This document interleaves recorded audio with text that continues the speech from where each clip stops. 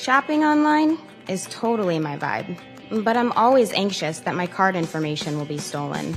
That is, until Dupaco made it easy to keep tabs on my transactions or purchases, helping me catch any I didn't make. Now I can shop with confidence, without spilling a drop of my latte. Dupaco. Your money, your tools. Open an account today. Learn more at dupaco.com/shine.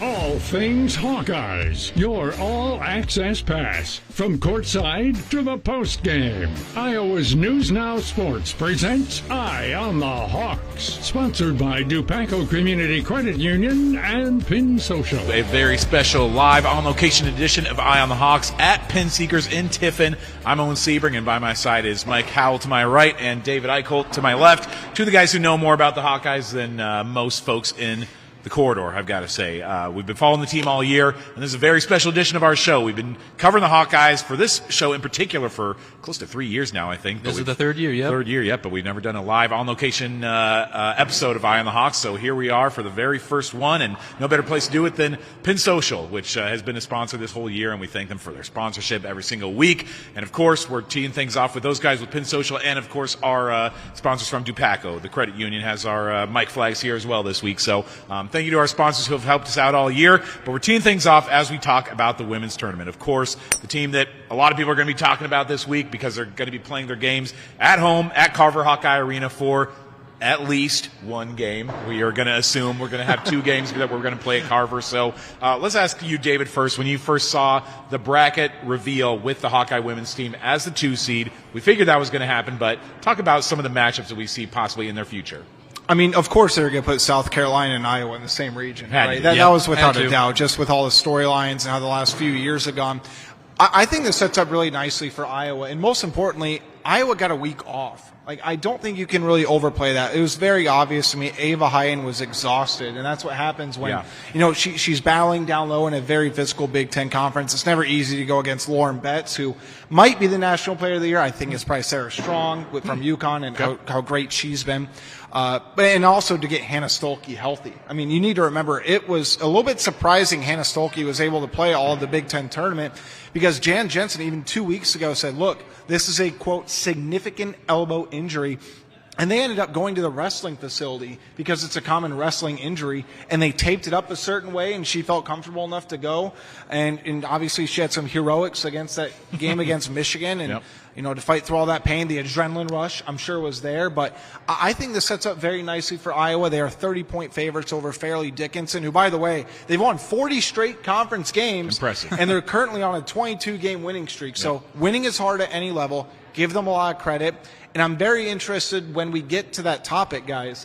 That game against Georgia, that is a very feisty Georgia Bulldog team. Remember, a couple of years ago, Iowa was only able to pull out an 8-point win, a lot of it due to free throws at the end. And, Kate Martin and Caitlin Clark took some hard fouls at the end. There was some extra physicality there, and I don't think Jan Jensen's going to let that team forget that. One of those games where Sydney Falter came on the scene. She was the hero of that Georgia game. And then that was that Iowa-South Carolina game where they upset the Gamecocks. That doesn't happen if Iowa doesn't beat Georgia in the second round that year. But let's first talk just a little bit about Fairleigh Dickinson. We have a lot of topics to get to, but just to give them a little bit of airtime as a 15 seed. We should mention that school is not unfamiliar with upsets. Of course, Fairleigh Dickinson, the men's team, coached by a native Iowan, they upset number 1 seed Purdue just a few years ago. So this is a school that is familiar with getting an upset. Right now, it's a team that doesn't maybe have a lot of size, but they've got some good shooters. They have 4 players who do shoot the three-pointer pretty well. Kaylee McDonald has 98 made three-pointers this year. We've got 4 or 5 players who are shooting the three ball over 33% clip. So it is a team that shoots. But anything else from your research, David, that stands out as something to watch out for with Fairleigh Dickinson? I mean, I think it's very important for Iowa to really set the pace early, attack them early, feed the ball to Hannah Stolke and Ava Hyen. I mean, that high-low action is so difficult, I think, to cover. For a lot of the mid-major teams, they just don't have the size there, right? And Fairleigh Dickinson's also a team that likes to play at a slower pace. We know Jan Jensen's offense, right? We know the transition game. I think it's very important to cause some discomfort early, a lot of on-ball pressure with some of their guards who are prone, I think, to taking some bad shots. You get them in those wing situations, you get chit-chat right, and ultimately the most important piece of this, it's not just the Iowa post. It's Iowa's athleticism at the post. Ava Hyen might be the best 6'4" rim runner in America. Hannah Stolke probably could have been a sprinter at a D. Like she is that athletic. She's that strong. They like to run the ball down court. You have good enough passers. Feed them in transition. Get Fairleigh Dickinson uncomfortable. And get out to a double-digit lead in the first 10 minutes. I mean, again, with all due respect to a team who has won 22 straight games, again, winning is difficult at every level. I don't care if it's all quad 4 games. I don't care if it's just conference play. Winning translates. So I think for Iowa to create those turnovers, create some havoc, get out in transition, punch them in the mouth early, rest your starters even earlier. Yeah, 100%. And I think one of the keys to you mentioned Fairleigh Dickinson's not a big team. Tallest starter is only 6 foot. Ava Hyden's 6'4", and Hannah Stolke's 6'2". Yep. Smaller lineup. They do have a 6'3" player, but she comes off the bench, doesn't play starter minutes. But the 22 straight wins, and we were talking about this a little bit off the camera. They played 3 power conference teams this year. Purdue, Notre Dame, and Rutgers. Lost all of them by at least 10 points, and that was the 10 points was to Rutgers. The other ones were about 20-point games. So I just don't see Iowa having any trouble with this game. 2 seeds in the women's tournament, 124-0. Okay. The stat I saw today on Twitter. So, better than 1 seeds in the tournament for the women. I think it's good for the Iowa youth and kind of that next generation of Hawkeyes that have those same expectations to get to a second weekend, right? Because people will forget, Jan Jensen back in October was preaching patience. She was preaching, just let this group kind of form their own identity. They were, getting chit-chat right in spirit. Ava Hyen, again, she a year ago, I think today, or a week ago, whatever it has been, she really came on the scene. She was starting to, see her game come together, and the expectations she had is to take a step forward. She's exceeded them. Hannah Stolke's become much more of a vocal leader, but there were a lot of new pieces in different spots, right? I mean, you think about Taylor McCabe being injured halfway through the Big Ten season. For Iowa and Taylor Stremlo and everybody to come into their own, they have not been a part of these great Iowa runs that we've seen, and kind of the name brand recognition and the prestige of the program being raised. 9 of Iowa's 13 players are freshmen and sophomores. I don't care it's the NCAA tournament. One loss and you're done. This is a good opportunity for Iowa to build a lot of confidence in its younger players on this stage and the magnitude of this stage. Yeah, and playing as a 2 seed, it's with that young roster, it's going to be a really good experience as those freshmen and sophomores are juniors and seniors and playing at home. We just found out today both set first and second round games are going to be sellouts. So, I mean, they're probably going to have a heck of a time playing in front of that Carver crowd. Yeah. And again, as much as we don't want to overlook FDU, also, I mean, we can kind of overlook FDU, let's be real. But also, we're looking a lot ahead at Georgia in the second round. But we're assuming Georgia. That also is a thing that I think a lot of people are looking ahead to a Georgia rematch because of the history there, because of Katie Abrahamson Henderson, who is a Cedar Rapids, Washington grad and first cut her basketball roots in Iowa. I found a story, actually, that KGAN did on Katie Abrahamson, when she was at Wash High School in the mid-'80s, because she was part of those first teams that were going over from 6-on-6 basketball to 5-on-5 basketball. Really? And they interviewed her specifically for it. So it's kind of fun find in our archives. But she, of course, would love to get a win here in Eastern Iowa as well. But, of course, you can't overlook teams like Arizona State and Virginia. Arizona State just absolutely kicked the crap out of Iowa State in the Big 12 tournament to close out their season before losing to eventual Big 12 champions, West Virginia, in I think that would have been in the quarterfinals that they lost to them. But do you think that this is automatically going to be an Iowa-Georgia second round? Or I mean, I'd place it about 75%, I would say. But I think Molly Miller's a really good coach for Arizona State. I think she's going to build a program there ultimately. But, again, I just look at the feistiness of Georgia. They go about 8 players deep. They have 4 double-digit scores. Number 1 score averages nearly 19 points a game. She can create her own shot off the bounce. She can get out in transition. And, again, I go back to this. The one big weakness for Iowa women all year long that they've been able to overcome, it's turnovers. But especially when they get a lot of on-ball pressure early, I think they've done a lot better job than they did last year.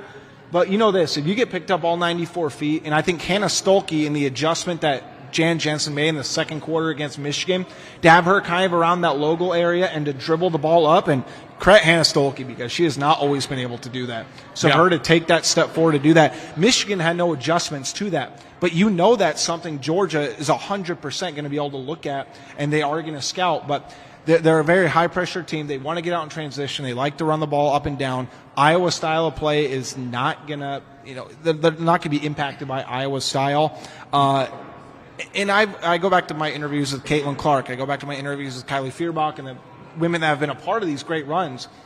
It surprises a lot of people that the second round is actually a lot harder to get out of than the Sweet 16 and Elite 8. Because at that point, you get a dangerous 7 seed for the most part, right? Maybe a dangerous 10 seed. All the pressure and expectations are on every one of those women's shoulders, especially even in front of your home crowd. And they talk about how that loss against Creighton the year before they made the championship game, that's what really put them in a position to say, hey, you know what, we got to buckle down more. We have to be where our feet are. And that's something that, Lisa Bluter and Jan Jensen have consistently talked about. Again, you don't want to disrespect Georgia because only 9 losses in a very tough SEC. They can absolutely pick a 2 seed off. It's not whether it's Iowa, whether it's LSU or any other team, they would 100% be capable of rattling them, I think. Yeah, and I was just going to mention that, the second round game is tough. I mean, when Caitlin's last 3 years in the tournament, like you mentioned, they lost to Creighton, a 10 seed. They beat Georgia by 8. That was a dogfight. And the West Virginia game the next year was a dogfight. They ended up winning by 10, but it was a lot closer than the score. That West Virginia game, by the way, was as rattles I've ever seen Caitlin. Yeah. I think that's not the game where she bounced the ball off her head. I think that was the Holy Cross in the opener when she clanked a 3 and she just went viral for throwing the ball against her face. But no, I mean, again, you get those sneaky teams that quite literally have nothing to lose because a lot of people don't expect them to be able to pick off the upset. I have a piece of trivia for you guys if you happen to know your Hawkeye history. Do you know the last time that the Hawkeye women's team lost in the first round of the NCAA tournament? I don't think they lost in any of Megan's years. In any of what? Megan's years? Megan's years. I think it was, I can't remember the year, but I think it was it probably Sam when I was in college? Was it Sam Logic's sophomore year? So it actually was Megan's junior year in 2018. They lost to Creighton in the first round of the tournament. Oh, you know what? I looked that up a few weeks ago because I was looking up the Creighton game, and I stumbled upon that one. I was looking at Caitlin's Creighton game. Yeah. And I was like, I didn't realize they lost to them twice in 3 or 4 years. Twice in, what would that be, 4 years? That's amazing considering what Megan did that next year. Yep. We do have a question from the audience. Let's bring it. Yeah, okay. Can or will Taylor McCabe get a medical red shirt? And I can answer this, and the answer is no, unfortunately. I think the threshold for getting a medical red shirt is about what? Is it a quarter or a third of the season you can play? And she played well over that. Yeah, it's a well over. I believe it's a third, at least in the men's side of things. Remember, Jordan Bohannon played in that game against Iowa State, and then he shut down. Yeah, shut it down. Medical red shirt. But I think you can get a special waiver, but then you have to go through a whole appeal process. I think if you're 10 or under games, for the most part, it's almost a guarantee. So she can still apply for a waiver? I don't think we've heard that she is, though. Right. It seems like everybody, even within the program, was treating her injury like a quote-unquote career-ending injury. Which is a bummer. So she's done. Emily Rodriguez could get a medical red shirt because she's only playing 6 games. Sure. Yeah, that's true. She could, if she were to want to, I don't know, because Jada Gyamfi has spent most of this year. I don't know if she would want to or if from that my would be something understanding, realistic. I think she's ready to move on. I think she wants to be a teacher in the Des Moines area. Yeah. From the last I heard. And Taylor McCabe, too, also. I think for her, I know she's applied to several different schools. By the way, she's like a 3.9 engineering major. Really? Like ridiculously smart, but she does want to get into coaching. I do think that if there is a staff opening at Iowa, I think she'd be open to that idea. But I also think she's, looking around. But as far as somebody who knows a lot about basketball and someone who I think is very underappreciated for the strides that she made as an all-around basketball player, because respectfully, her freshman, sophomore year, guys, she could not defend well at all on the perimeter. And that's a big reason why she was not able to see the floor. But then you look at this year, Addie Deal, credit to Addie Deal. When Taylor McCabe went down, she came in, I think, scored 20 against Ohio State. But what happened the next 3 games? Teams completely took Taylor McCabe out of their game plan, and they adjusted how they were going to guard Iowa. And I think that's a big reason why they went on that 3-game skid after. Right. It's because they know – and Taylor McCabe had, I think, one of the more unique playing styles that on Iowa's team, she wasn't so much to create her own shot, but she could run off screens almost better than anybody. She had the quickest release. She had unlimited range. I think she tried to mix it up. I think she had like 3 2-pointers this year, which, by the way, I think matched her first 3-year total of 2-pointers. I think when she made her first layup, it was her first layup, and I think it was like 57 games between layups. Between 2-pointers. And she was a favorite of everybody. I mean, the staff loved her. The media loved her. She was always one of our favorites to talk to. I think that the fans loved her, so she will be missed. But, it sounds like all these seniors are kind of going to move on and see what's next. I mean, Hannah Stolke, too, obviously. And I don't know. I'm curious to see if she's going to be – I kind of forget how early the WNBA draft comes, but that's nuts. Just right after the championship game. So we could just be 3 weeks out from finding out where Hannah Stolke is going to play, or at least attempt to play in the WNBA. So that's coming up here pretty soon. Real quick before we get to the potential Sweet 16 matchup, should Iowa go, who would you rather see in the second round? There's 3 options. Arizona State and Virginia is going to be playing in Iowa City in the first 4 on Thursday, I believe.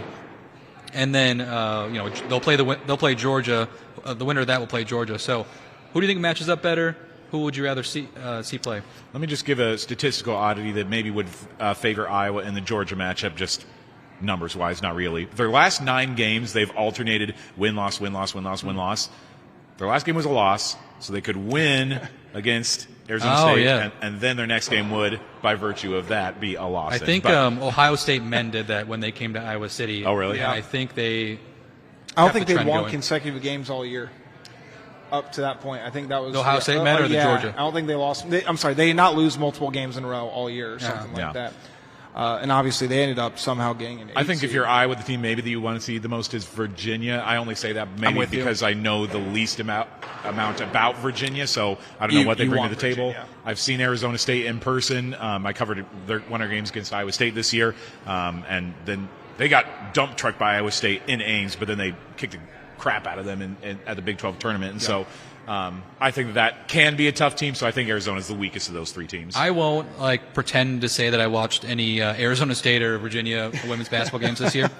But when I was looking up doing some research this morning, are you concerned at all Virginia's size? They have 4 players 6'4" taller. Really? And they lead the country in blocks per game. And we have Ava Hayden. The Hawkeyes have Ava Hayden, who is one of the better centers in the country. But after that, it's not as tall. Would that present any matchup issues?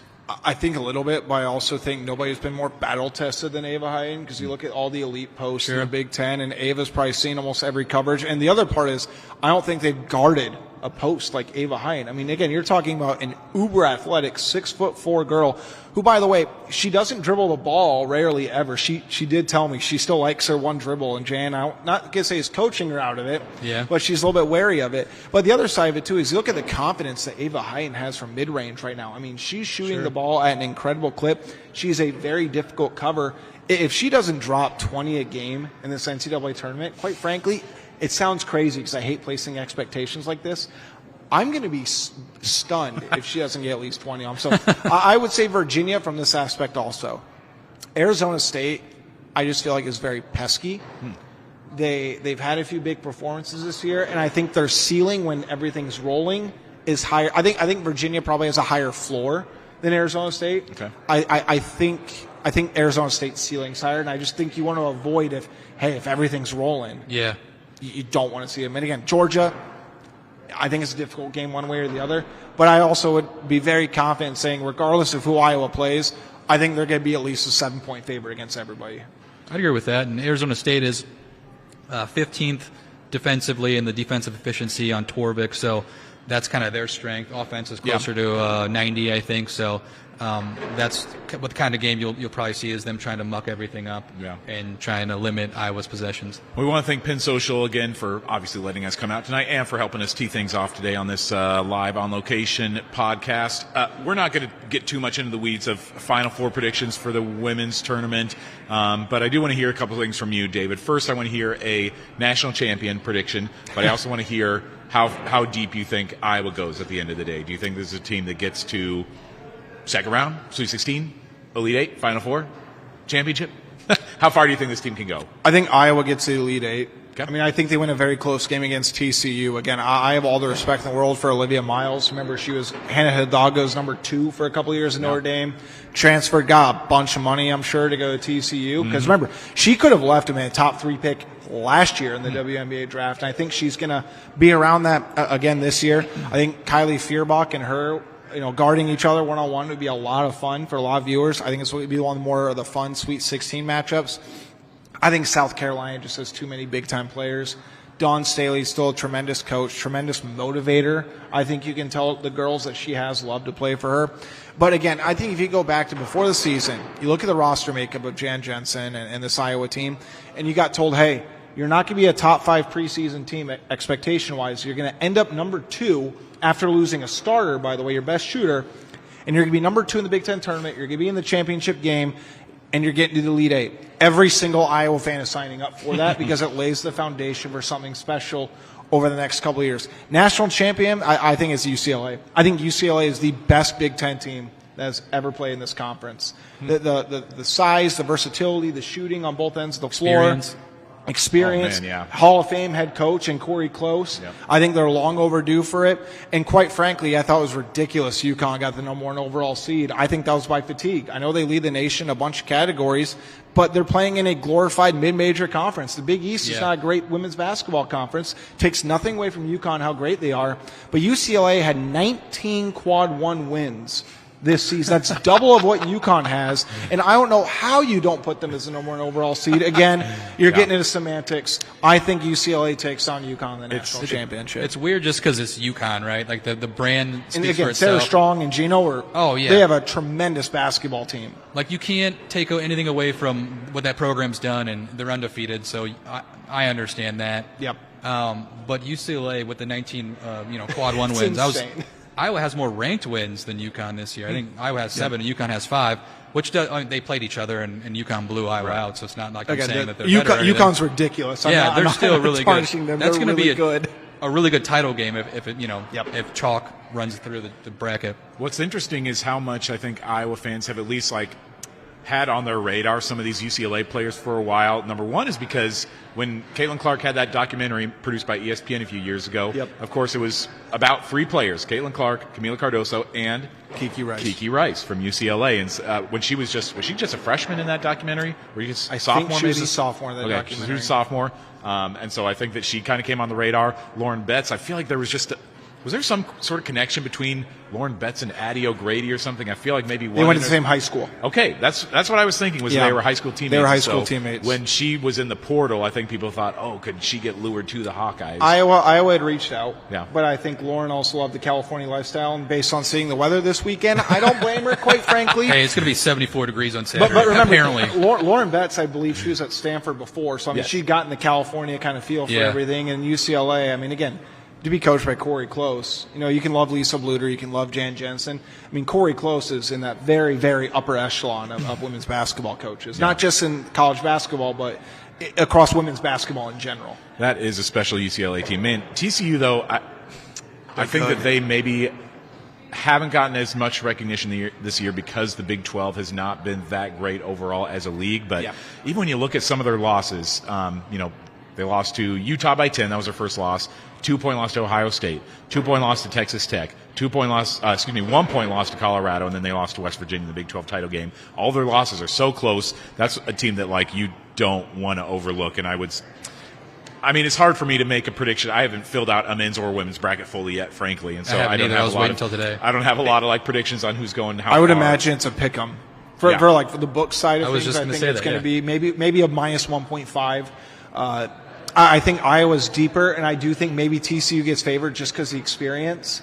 But again, at the same time, a lot of the books love program prestige as a measuring stick. I mean, this is maybe a horrible comparison, but Nebraska football, when I was 3 years old, was outstanding, and that's why their over/under win total is ridiculously high every year. And by the way, fun fact, just because take a little dig at Nebraska football here, they're the only team in the country that has hit their under win total in every year since 2016 by the sports books. And over-under bets just came out, so make some money. I don't know what Nebraska says. It's probably around 5 I think or they 6. have them 5.5 this year. 5.5, yeah. First time they've had them that low, and probably since I was born. Wow. Probably. I'm totally making that up, but I'm sure it's probably about that. Yeah. The expectations are, but never a bad time to take a dig at Nebraska football on this podcast, as long as I'm going to be the host. Nebraska alum. Always a good time.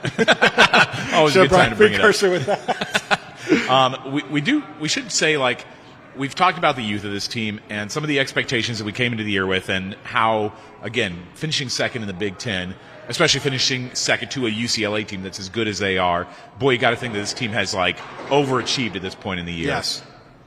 What is the actual tournament expectation that you think fans are going to be satisfied with? How far do you think that they have to go for fans to say, like, all right, this was a good season, we're happy with where they're at, they're young, we're getting a lot of people back? Do they have to make a Sweet 16 run, Elite 8 run? Could they lose in the second round, and would this season be seen as a disappointment? To me, get to Sacramento. You know, I agree with you guys. TCU, Iowa could totally beat them, but TCU could totally beat Iowa. Yes. I think it's a toss-up. Olivia Miles, we always mentioned, she's awesome. So, like, that to me, if you get to Sweet 16, unless you get beat by 51 like you did last week, no, I don't think that's going to happen. I think Sweet 16 people will be fine with that. Further than last year, you have 9 underclassmen. Building block, you're getting a really good recruit in this year, and hopefully you get 1 or 2 additions in the portal. So it's got to be second weekend. Yep. Yeah. I think based on the way the season unfolded, where this program's currently at, you get to a Sweet 16 as a 2 seed, you get out of Carver Hawkeye Arena and prove that you can get to that next level and maintain that level. And I also look at, just keeping the prestige of the program. I don't want to say they took a step back last year, because that was a really good Oklahoma team that they lost to in the round 32. That's a tough matchup, right? Throw a freshman Ava Hine against Reagan Beers, who, by the way, probably has the most popular frat jersey in America with 15 beers, right? I mentioned that in the Big Ten tournament to Shannon Egger. But, she went to Oklahoma. I assume you bring back the majority of people. You get a 5-star, a legitimate 5-star in McKenna Volichka out of California, who I think is going to be the immediate plug and play at that 4 spot. And Hannah Stolke is a legend in her, in her own right, and has etched her name among the greats in the Hawkeye history. She was thrown into a tough situation as a freshman and sophomore, playing an undersized 5 against. Think about this: Hannah Stolke, again, incredibly strong, good athlete, 6'2". She's looking up to Camila Cardoso when they played against each other, and she had a guard. That's a rarity in women's basketball. But I think you just look at the foundation of the program. You tell an Iowa fan, again, go back to October, hey, they're going to make a Sweet 16, and they're going to lose to a really, really good basketball team, the Sweet 16. I think 90% of the people sign up for that, and 10% are unrealistic at that point. But, you have a lot to be proud of with this group if you get to Sacramento. Especially considering the trajectory of the program and starting with a new coach. Because, we look back to the Lisa Bluter years, and not everything has to be Jan versus Lisa, 1v1 comparison between the two. But we look at her first 3 years. Lisa, in her first year with the program, lost in the second round. Then her next tournament wasn't until 4 years later, and she lost in the first round. She, as we all know, famously didn't get to the Sweet 16 until 2015. Yeah. And so I remember being in college. I graduated Iowa in 2012, and obviously women's basketball is at a different spot now than it was then. But there was talk like, Lisa can't get out of the second round. It was kind of like that Dr. Tom talk back in the 90s. Should you move on? And obviously, looking back, that's a ridiculous question, because she's a great coach, legendary coach for Iowa. But until 2015, her 15th year, that's the first year they got to that second weekend. It's crazy to think about, and it's also too, like, you have to have expectations for Jan. And by the way, I think Jan's improvement as an in-game adjuster and a lot of the sub patterns and all these other little details, I think Jan's done a tremendous job growing in that aspect. Because I think there were some games last season where you're kind of sitting there like, Jan, again, she was in a new role. People need to realize there is a big difference between being the associate head coach and stepping in to where, like, you are the final say. I think she went through struggles last year. I think she's overcame a lot of that. I also think Iowa in general just has more pieces, more balanced team, because you go back to last year too, not to harp on it too much, but as great as Lucy Olson was, some people criticize that she was taking too many shots. But I remember Owen and I would sit in the press room afterwards, and I'm like, there's nobody else that's willing to take these shots. Yes. Lucy had to shoot the basketball because nobody else. And honestly, I see a little bit of a similar pattern with Bennett Sturts and the Hawkeye men. Make that comparison. If you get nervous with 5 seconds on the shot clock, they always found Lucy. The Iowa men always find Bennett, right? So again, I think Jan's done a great job of bouncing off the momentum that Lisa Bluter had. Yeah. And I'll tell you what, the immense pressure she faced from the fan base and everything else, she had to already have 10 years almost under her belt, or what felt like that, because again, you're talking about, I'm not going to hear any other argument. Caitlin Clark is the greatest women's basketball player of all time. I don't think it's really even close, quite frankly. But you have to utilize that at a school that has not traditionally been a blue blood. You have to recruit at a blue blood level, and you have to keep the prestige of the program. Especially across any sport, that's difficult. Yeah. But as for somebody who also grew up idolizing Iowa, this is, in her words, this is her dream job, to have those expectations set and how hard she's worked to achieve the level of success that she's had in this second year. You have to tip your cap to her. Before we start transitioning over to the men's game and the men's tournament and some of the breakdowns there, slight correction. I was looking at the men's tournament profile when I was talking about Jan's success. Still pretty close either way. Lisa lost in the second round in her first year as Hawkeye head coach, made it back and lost in the second round in year 2, then lost in the first round 0-4, and so on and so forth. But just want to issue that correction first. I do want to ask real quick, though, you mentioned McKenna Velitsko you think is a plug-and-play player. By that, do you mean that she will start from day one? I think she has to start. You really? bring in the number. Okay. I think she's underrated as a number 6 overall recruit. I think she's a top 3 or 4 player. Wow. Talked to Brandon Clay, who is the most elite women's basketball scout in the country. I mean, he has his own private, kind of marketing services. He coaches a lot of the top players in the country. He travels a lot, does his own individual rankings. He said McKenna's the best rebounder in the class, despite being 6'2". I think a big knock on her, she is coming off a torn ACL. Yep. But she came back, guys. She shot the ball 65% from the field this year, 40% from 3, nearly 80% from the free throw line, averaged like 20, I think she was 24 and 11 her senior year, and despite, by the way, only playing like half of her senior year. And again, I think her athleticism, her dribbling's gotten better. She's shooting the 3 ball better. I think there are some lineups to where if Layla Hayes makes strides, I think you could throw Ava at the 4. Quite frankly, against bigger teams, you throw McKenna at the 2. You have you're talking about you have elite length as far as interior and guarding the perimeter. And I love Chit Chat Wright. I think she's been awesome this season. It makes up for Chit Chat's 5'4" frame on the perimeter. She's a pesky defender, but she probably doesn't contest many shots among 6'1" guards. Front court future of this team is insane. And again, I think Iowa's get hit the portal too. They're going to try. Iowa's get hit the portal too and try to land an impact player or 2 as well. Because I mean, you got to. There's only so many spots available. I mean, I don't think people should freak out if players transfer.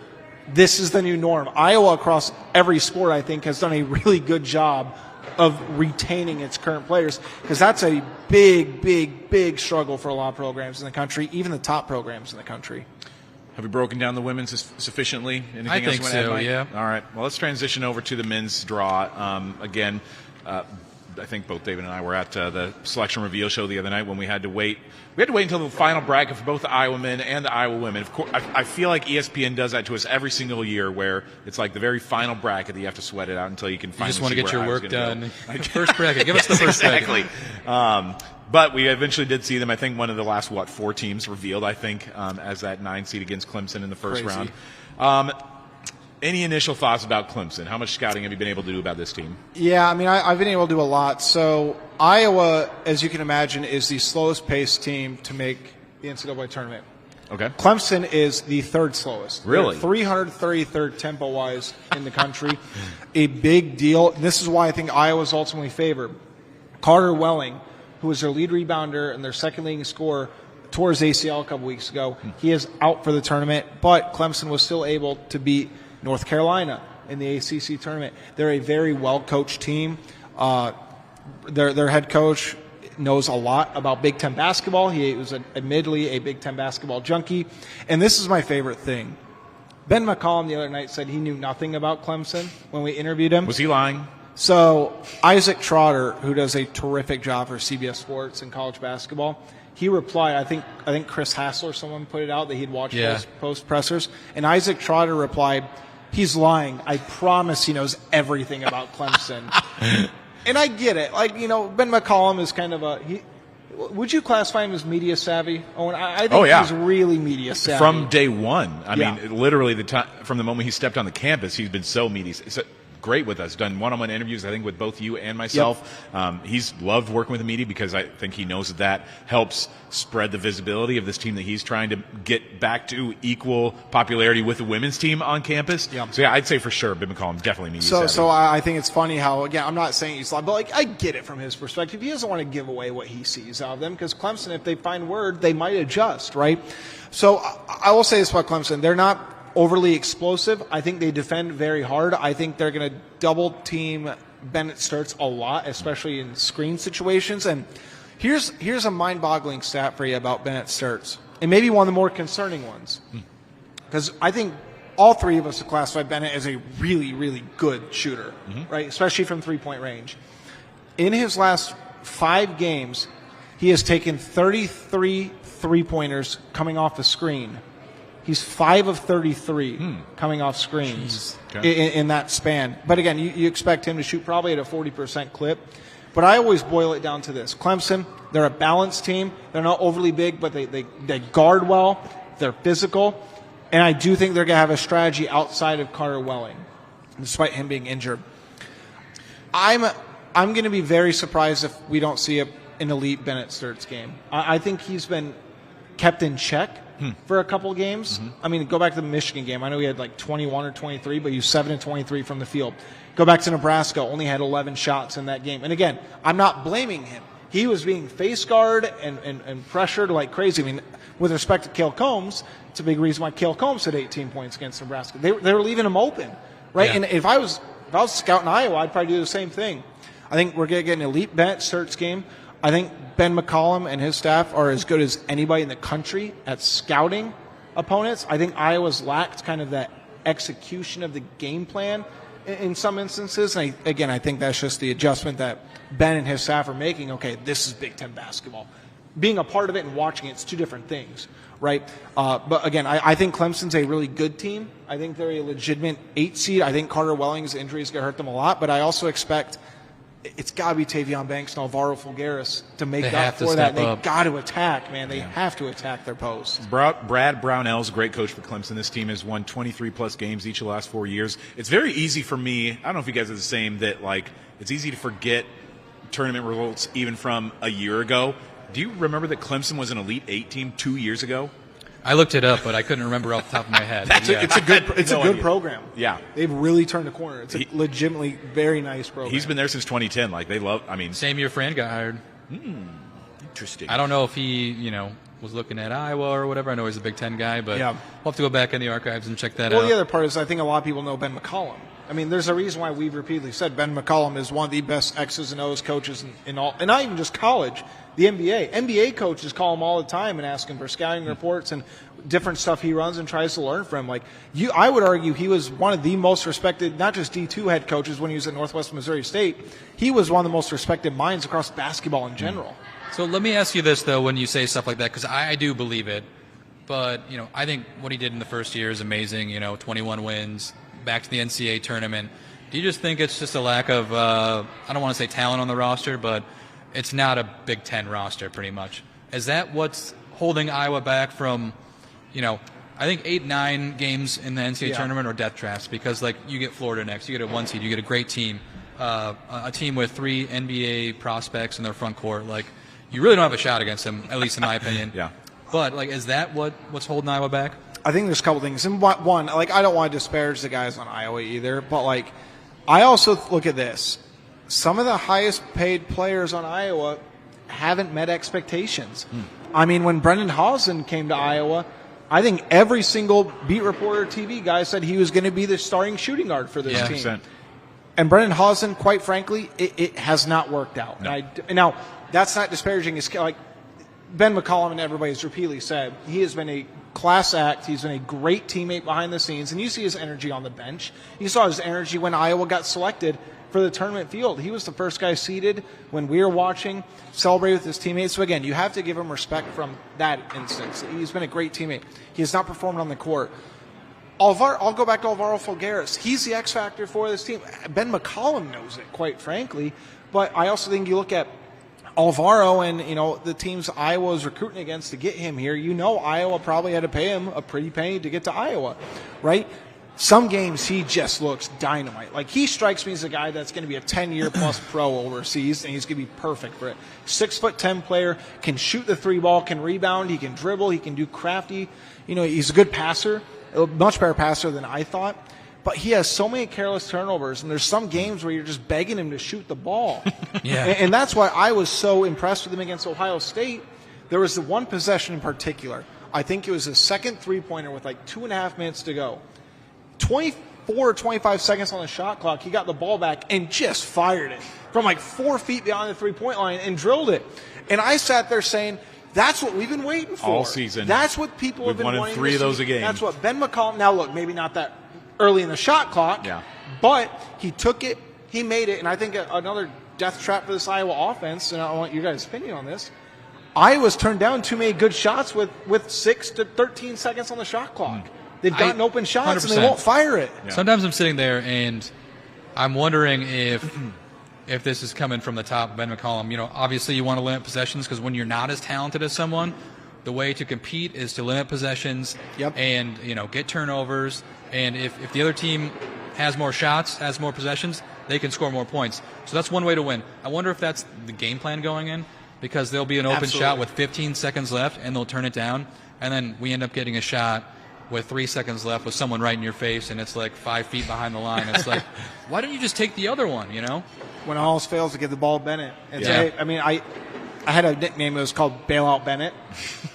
Bennett Bailout. And that's just, it is what it is, man. Yeah. I think also part of it, too, as you mentioned, Owen, it's roster construction. Mm-hmm. But people need to understand there's a big difference between guys I think you want to get on your roster and what sounds great versus what you have to pay to get them. Yeah. I mean, an average 7-footer, I'm not going to name the player. There was and I know this, there was a player out of the portal who's 7'1", averaged 6 points a game and 5 rebounds. How much money do you think he got? We talking about Morrow from Michigan? No, I'm just kidding. Probably $2 million, $3 million? $2.5 million. Wow. That's so disheartening, though, because Iowa needs a shot Bennett blocker. got less to come to Iowa. Let's put it that way. Wow. Yeah. I'm not saying that to throw gas on the fire, say Iowa's poor. It's nothing like that. But you have to understand the value versus what you're getting. And even McCollum did point that out recently. Not exactly that, but he was saying how much a lot of these guys could have gotten paid more if they went somewhere else. Made bang. Yeah, and he still made a lot of money at Iowa. Yeah. A lot of those Drake guys probably could have made more than what they're making right now at Iowa. And again, not to cast aspersions upon what Iowa is offering these guys, but that's just the reality of the situation that says a lot about the guys that are playing for them right now and just the reality of Iowa's place in the Big Ten and the national landscape of transfer pros right now. But that all is possible. You also got Michigan right now, too, who's able to shell out a lot of money for top talent. So Purdue. Purdue's a basketball school. Yeah. We know that. I was just going to say, let's talk about, say Iowa gets past Clemson. Give me a percentage of how likely it is Iowa gets to the Sweet 16 and beats Florida. Or are you just banking on the 16 doing a wild upset? 5%. Yeah, that's right. I think Florida's really good, though, but I also would point to this. If you could have made me list every team in the country, like every team in the tournament, that Iowa has the best and worst chance, Florida would probably be near my worst. Really? I think Florida, if Florida's rolling, I talked during the women's tournament, like the teams with the highest ceiling, Florida's as good as anybody in the country. I might argue they have the highest ceiling in the country. They're very turnover prone. And if you can limit possessions, that's where you're going to see Iowa have a big chance in that landscape, right? But I always said this too. There's 3 common correlations with teams that go deep in an NCAA tournament. Elite point guard play. We've seen it time and time and time and time again. An elite point guard, when it matters most, can take you there. Bennett is 100% that capable of a player. Yeah. Elite defense. When Iowa locks in, they can play elite defense, or at least get the most out of what they have roster construction-wise, right? And elite coaching. I'll say Ben McCollum's an elite coach already in college basketball. But can they get it rolling all at the same time? Florida's advantage is in the front court. They have two guys that start. They're 7-footers. They bring another 7-footer off the bench. And then, by the way, this guy never plays. We talked off air a little bit. They have a 7'9" guy sitting on their bench, the tallest player to ever play college basketball. I mean, that's a big deal. And the other thing is, we've talked all year long about Iowa's inability to get rebounds because they lack the size, right? Florida is second in the country in offensive rebounding percentage. Wow. 43% of their missed shots, they get it back. That's a nightmare for Iowa. It would really have to be just the perfect confluence of events for Iowa to get past Florida, which can happen. We see it every year where there is just kind of that one star guy who does show up and, like, for the first 2 or 3 rounds scores 30-plus points and gets enough supporting help, and the other teams don't play well that, this guy just becomes a star of March. That would have to be the Bennett Sturt story this year if Iowa has any chance to get to the Sweet 16 this season. I think David said 5% chance to get to the Sweet 16. Is your number any higher than that, Mike? Maybe 6. I don't know. Sure. Okay. But yeah, I'm interested that you said that it's a Price is Right situation. Florida would be the least amount of team you'd want to play. I mean, Arizona couldn't play Michigan. Arizona really be the worst. Good. Florida would probably be 2. Arizona was the worst. I tend to agree just because of the size in the front court. All their players were in this mock draft. The 3 players were in a mock draft that I looked at earlier today. You had Alex Condon, Thomas Hawk, and Ruben Chinlin. Yeah. I mean, I think Alex Condon's the most underrated player in America. I think that dude is absolutely elite on both ends of the floor, a good athlete, and I think he would get Iowa in a lot of foul trouble, too. Yeah, the one thing that I wonder, though, and I don't think this is going to happen, but, they play a fast brand of basketball. Iowa loves to muck it up. Can you muck it up? Can you get turnovers? And can that lead? And I don't think their guards are particularly elite shooters, so I think that's going to hurt them down in the tournament or further down in the tournament. But can you get an off day on that? Who knows? Because I think they'll just be dumping it down low, just because Iowa does not have size to guard them. I think they're 313th in the country in 3-point percentage. Really? I think they're I think they only shoot the ball about 30% from 3. But that was a lot of it due to the first half of the season. I think in the month of March, prior to their last game, they were shooting about 40%. I mean, again, I always feel like that type of stuff can translate. But you're right. I mean, they like to speed things up. Iowa would transition defense. They have to be on point. They have to value the basketball every single possession. And, just to put it in Iowa terms, they got an Iowa defense in 2023 football. They just can't give it up, right? I mean, how many times did Iowa win a football game in 2023 with defense and punting? Yes. Yeah, exactly. That's exactly what Iowa has to do against Florida. Punt it. Bring back Tory Taylor. I'm trying to find this tweet that I should have saved it, but I think a Hawkeye fan posted 6 or 7 of the last national champions lost in the second round the following year in the tournament. Interesting. With the exception of UConn, who went back-to-back, so that second year they actually won it again. I think there's a stat, too. And, again, I'll preface it with this. Iowa 100% should have made a Sweet 16 or 2 in the time that this last happened. Iowa has never benefited from a first-round upset. I saw one time it was since 1975, and the other one was pre-90s. They never go against an opponent that was a lower seed in the second round of the tournament. Interesting. We always talk about matchups and a little bit of luck. Iowa's gotten no luck. Absolutely zero luck. If they had the Ken Palm luck rating, they'd be DAL in that category. Yeah. But again, I think Iowa, in retrospect, that they should have made it one way or the other. They've had great teams, but I don't think they'll be benefiting from that this year as well. David's so good about breaking down X's and O's. I think where my skills lie is finding coincidences and corollaries and connections. One of those, did you guys know that Brendan Hausen has a brother who's playing in this year's NCAA tournament? Brendan's brother, Braden Hausen, is on the roster at High Point University, the Panthers, who I've ranked in my top. Brendan and Braden? Yes, Brendan and Braden. Yeah, they're brothers. He plays for High Point University, who I've had ranked in my top 25 a few times. Great team. Got some numbers out there for the top 25. A tough opponent. They got the 12 seed. They're going to be playing Wisconsin in the first round. So my question that leads from that is, who makes it farther in the tournament this year? I really like High Point, but I just don't know if they can contend with Nick Boyd and I don't know what Blackwell. I don't know what the over/under is. I'm taking the over. They got some guy on that High Point. Now it's not Braden Hausen, but do you guys feel like every single year? I think I told you this at the media availability. Every single year there's like a 4th or 5th year senior that only shoots 3-pointers and just absolutely goes off in the tournament. High Point has that guy. I think he's made like 73s this season. He's only shot 3 2-pointers all season. Like, he Devin Ballwinkle. I saw that. I'll pull a name out of a hat. Iowa Archives. He's the Devin Ballwinkle of High Point. Funny you should say that. I just bought a Devin Ballwinkle jersey on eBay a few weeks ago. he brought it in the podcast room even. Just to put a bow on that guy's name. Well, I'll tell you what, Wisconsin's going to be very dangerous. Yeah. With that backcourt, with Nick Boyd and Blackwell, Wisconsin's going to be a team that I feel like it's going to crush somebody's bracket. Chase Johnston. Yeah. 64 3-pointers made this season. He's a star for High Point. I'm big on High Point. I think they can win that first round game. That's, obviously the 12-over-5 upset is a popular one. Yeah. I think that is maybe the most likely 12-over-5, although honestly, there's a lot of 12-over-5s that are possible. Don't you like a 12-over-5 a little bit better than that?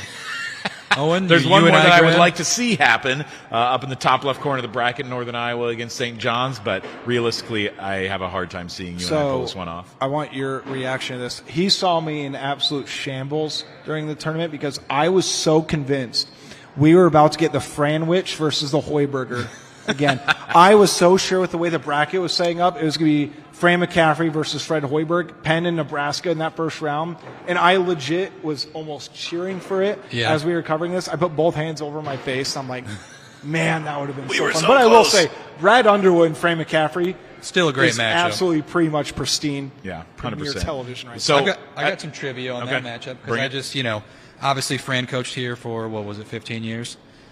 Do you want to guess his record versus Illinois when he was here at Iowa?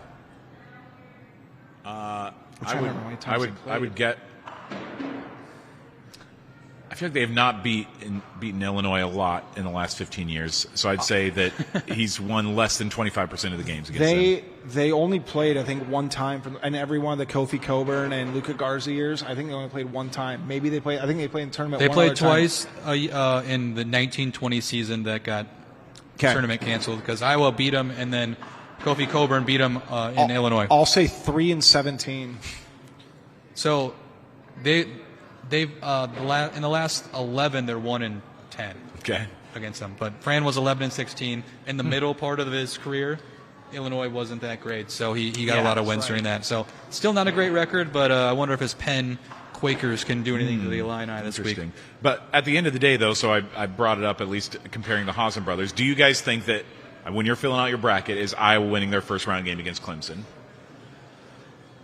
I think they are. Yeah, okay. I think so too. I have them by 5. I just think you talk about. I just don't think Clemson has the guard capability that Iowa does from this extent. And when all else fails and you break down these games, what do you always get a point to? The best player on the floor needs to take over, and by far the best player on the floor is Bennett Sturtz. Bennett Sturtz is good enough to propel Iowa out of this first-round game. And again, I think when you sit back and you look at what Ben McCollum's done in year one, I think everybody is at least satisfied with the fact they got to the round of 32 with this roster, and you set the cultural foundation. I think the one big knock I have on Ben McCollum's first year, and the only reason why I won't give it an A, is just because that back half of the year, the back 12 games. I think they lost 7 of their last 11 games. Now, look, the other part is you have to give them credit. They fought through every loss except the Michigan State one. But the other part is I'm not going to say Iowa doesn't have a team full of killers, but they got down to the wire where they needed to make 1 or 2 plays to win. And Ben's been very open about this, to flip a couple of those to be a 2 or 3 more win basketball team. And then you're in a totally different situation where, Iowa could be a 5 seed. They could be a 6 seed. It's 3 wins, and we all know. Minnesota, Maryland, and Penn State. You win those games, I think you are a 5 or a 6. Yeah. I truly do. That's crazy. You don't have. I mean, you still only have one quad 1A win, and that's Nebraska. I mean, you could have flipped the Michigan one as well. Yeah. I mean, that came down the wire. 100%. That was, I think that's one they're going to look back and be like, dang, that's one of the games. Dang, they should have had that. And that too is the reason why I wouldn't give it quite an A to Ben McCollum, is because something I said preseason was that this guy's going to win some games he shouldn't win, and he's not going to lose any games they shouldn't lose. And he lost 3 games that he definitely should not have lost. But overall, I think even just getting to the tournament, hopefully Hawkeye fans are satisfied with that, because I remember listening to some preseason podcasts about just general college basketball world. There were people saying, 12 Big Ten teams could make the tournament, and Iowa was not one of the 12 that was listed in there. So there were a lot of people on the national landscape that did not expect Iowa to be anywhere even near the NCAA tournament. Did you think they were? I was going to be surprised if they did not make the tournament this year. I thought that they had. I thought it was a good goal to hit. On this podcast, we talked about what would be a good season, getting the tournament. Now that we're here, we need to win a game. No, back to this Clemson game, though. The one thing that does give me concern is Iowa against in top 30 defenses this season. This is top 30 on Ken Palm, the defensive efficiency. They're only 1-5. Now, those 5 are against like Michigan, Nebraska. They won one game. Purdue, Iowa State, like really high-level teams. Against top 50, 1-7. And then top 75, you're 6-10. Clemson does have the 20th best defense on Ken Palm's efficiency ratings. Okay. So it makes me wonder. But then again, they're losing their 6'11" big in there. And one comparison I heard, I think it was from the Register, I think it was Tyler Tatchman, when Ohio State was missing their 7-footer. Yes. Yep. Iowa won by 15 in the tournament. Ohio State won by 3.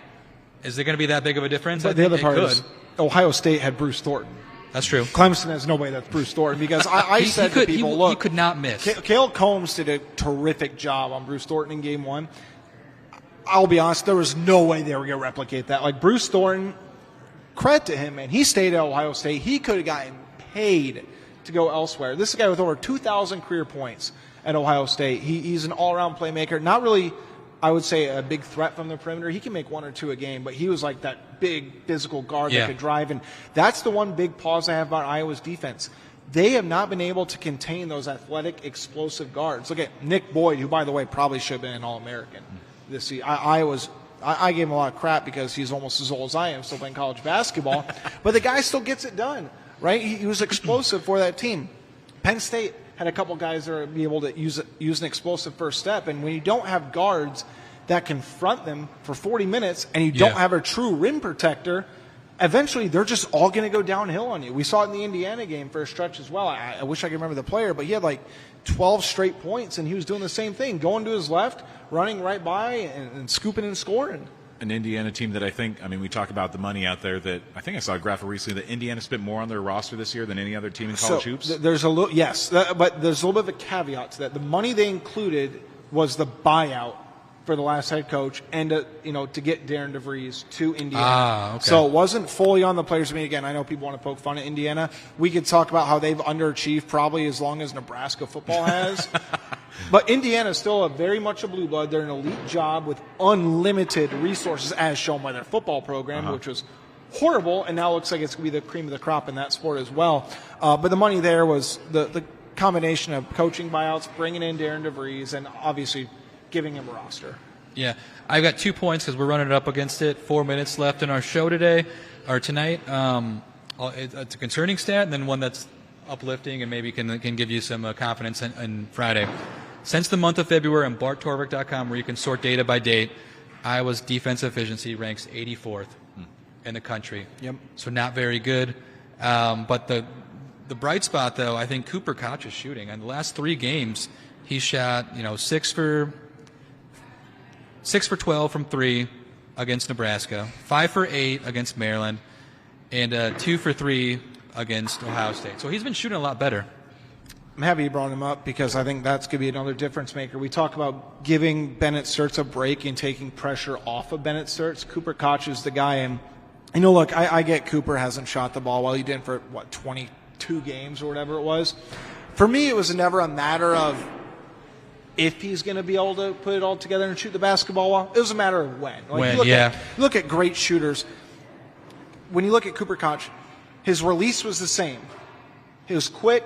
It was efficient, fun, foundation-wise, his base of his shot. He was going through the same motion time and time again. It was good repetition. You can have good reps as a shot maker or bad reps. Every single one of the shots were good. They just weren't falling. And eventually even Ben said, look, he's just got to be able to make them. And I think once he saw a couple of them go through, he's going to get a lot of open shots, man. And that's just because of all the attention paid to Bennett Sturts. And by the way, Cooper at times has struggled defending the basketball. But he has been much better of a defender this season than I thought he was going to be in year 1 of this system. We've got just about 2 minutes left here before we got to wrap. You want to do quick? Give us your final four and maybe one upset. Sure. Sure. Let's hear it. All right. I can start. I'm pretty chalk though. I think Duke's going to come out of the East region. I've got Houston, the 2 seed, out of Iowa's region, the South, and Arizona, another 1 seed coming out. They're just too good. And probably Michigan. So 3 1s and a 2. Very chalky for me. One upset I'll give you. I do think. Let me point out the one that I have. I think, looking at it. I was like, I got my upset if you need it. If you need a second. Honestly, I think I put Hofstra beating Alabama. Just with everything going on. I can't stand you. I was going to say that too. Oh, darn. Aiden I had to find it on the bracket. Holloway not playing is a big deal. Yes. I'll take another one. Do you count 11s over 6s upsets? Yes. Because I've got VCU over UNC. Okay. I haven't filled one out yet, so I don't know my final four. I think, Duke and... I know your upset pick. I don't have the guts to take UNI. I don't have that type of fan tax in me. I do like a lot of the 13 seeds this year, frankly. I think that, Hofstra is susceptible to win that game. Kansas... Maybe. I mean, if Darren Peterson isn't playing, who knows? He's been playing a lot lately, though, so it's good for them. And I think Nebraska is susceptible to lose that game. Again, I got to stop thinking, man, because I was 100% going to pick Troy over Nebraska. We should have let you go first. There is so much pressure on Nebraska. They're the only Power 5 team to never win an NCAA tournament. Let's keep it game. that way. And Troy, I think Troy's a sneaky good team. I think they shoot the 3-ball well. I think they have the capabilities to defend Nebraska. When Nebraska is not shooting well, they don't do well. And I hate to be chalk here. Duke's coming out of the top, right? I have Florida. I think Florida's really good, guys. I have Arizona. I can't believe I'm saying this because I was giving my girlfriend crap about this. I think Iowa State comes out. In the Final Four? I think Iowa State can match up against anybody. I've said all year long they're a Final Four caliber team. Very concerned about taming Lipsey's health because remember he did hurt his. I think he hurt his groin after in the conference tournament. But I'll give them Troy over Nebraska, and again I'm going to say Hofstra over Alabama as well. All right. Well, we're going to wrap things up now. So we'll give some thank yous, obviously, to our sponsors from DuPaco and, of course, PinSocial for sponsoring us and helping us out this whole year. And, of course, tonight welcoming us in here. And thanks for everybody that came out and watched and listened. The girlfriends of the men to my left and right watched tonight. So I'm going to thank them for coming out as well. So thank you, of course, for PinSocial to let this thing open up to us tonight and give us a chance to come out here and do this on location. So hopefully more Eye on the Hawks episodes like this in the future. Thank you to all the viewers for watching Eye on the Hawks every single week. Hopefully going to be following this team as they go all throughout the tournament, and we'll see what's next for the Hawkeyes. So thanks for joining us at this live on location, Eye on the Hawks, and we'll see you next time. Shopping online is totally my vibe, but I'm always anxious that my card information will be stolen. That is, until DuPaco made it easy to keep tabs on my transactions or purchases, helping me catch any I didn't make. Now I can shop with confidence without spilling a drop of my latte. DuPaco. Your money, your tools. Open an account today. Learn more at dupaco.com/shine.